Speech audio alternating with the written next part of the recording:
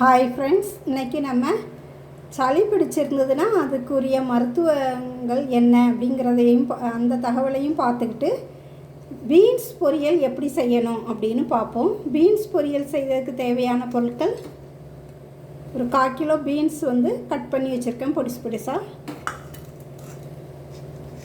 சிறுபருப்பு வேக வச்சு வச்சுருக்கேன். தாளிதத்துக்கு கருவேப்பிலை, ஒரு 1/2 கிண்ணம் தேங்காய் துருவல், மிளகு பொடி,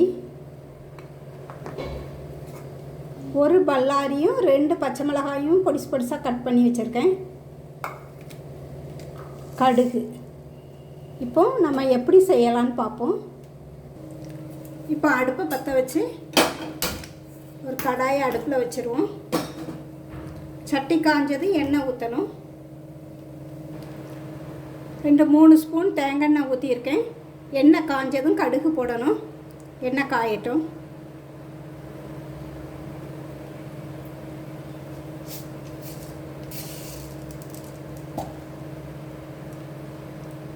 எண்ணெய் நல்லா காஞ்சிட்டு 1 ஸ்பூன் கடுகு,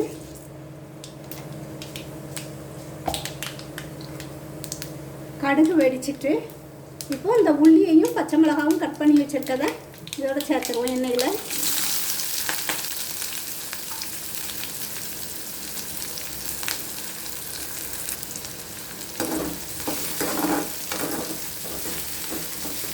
ரொம்ப வதங்கணும்னு அவசியம் இல்லை, மீடியமாக பாதி அளவு வதங்கினா போதும்.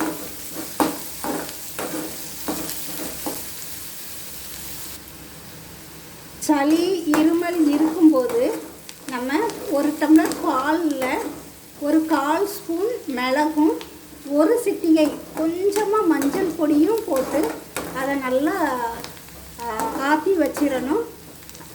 நல்லா கலந்து வச்சுட்டு கொஞ்சம் நேரம் ஆற விட்டு ஒரு 1/4 மணி நேரம் கழித்து வெதுவெதுப்பான சூட்டில் நம்ம அந்த பாலை குடிச்சிட்டு வந்தோம்னா நல்லா சளியும் கேட்கும், இருமலும் நல்லா கேட்கும்.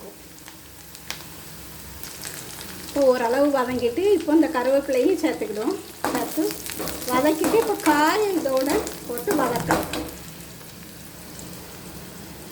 வெட்டி வச்சுருக்க பீன்ஸை இந்த தாழ்வத்தோடு போட்டு வதக்கணும்.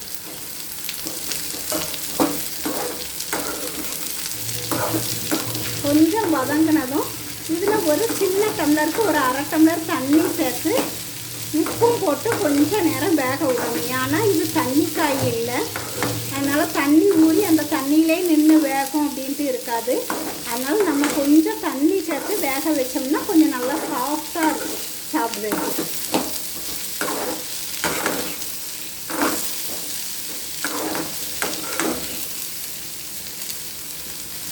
அதே போல் சளிக்கு பாட்டி வைத்தியம்னு சொல்லுவாங்கள்ல, முன்னாடி செய்துட்டு வந்திருக்க வைத்தியம், அது இந்த களிப்பாக்கு ஒரு 5-6 பாக்கு எடுத்துக்கிடணும்.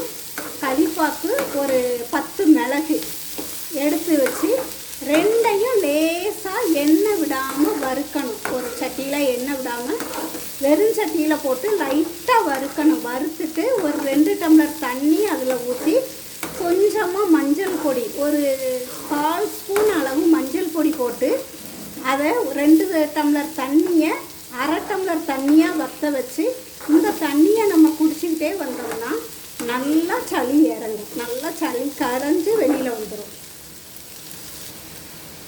இப்போ பாருங்கள், இந்த டம்ளருக்கு ஒரு 1/2 டம்ளர் தண்ணி சேர்த்தோம்.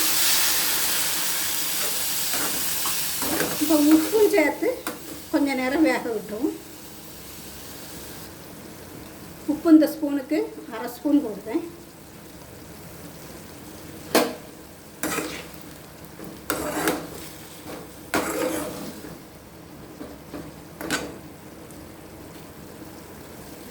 கொஞ்ச நேரம் மூடி வச்சு வேக வைக்கணும். தண்ணி நல்லா வற்றிட்டு காயும் நல்லா வெந்துட்டு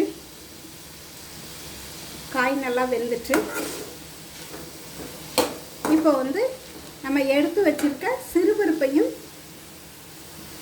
சிறுபருப்பு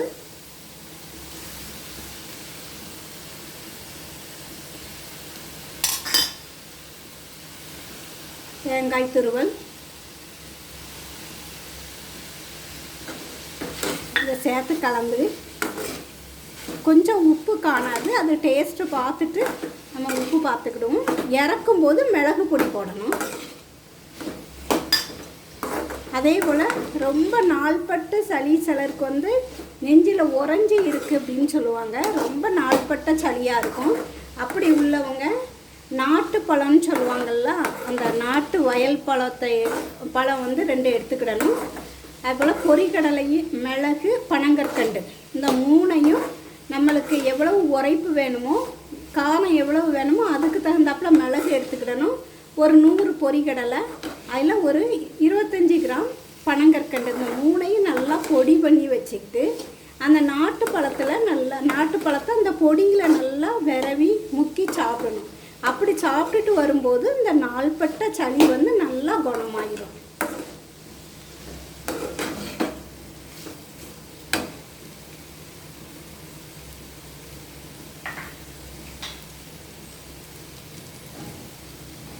மிளகு பொடி,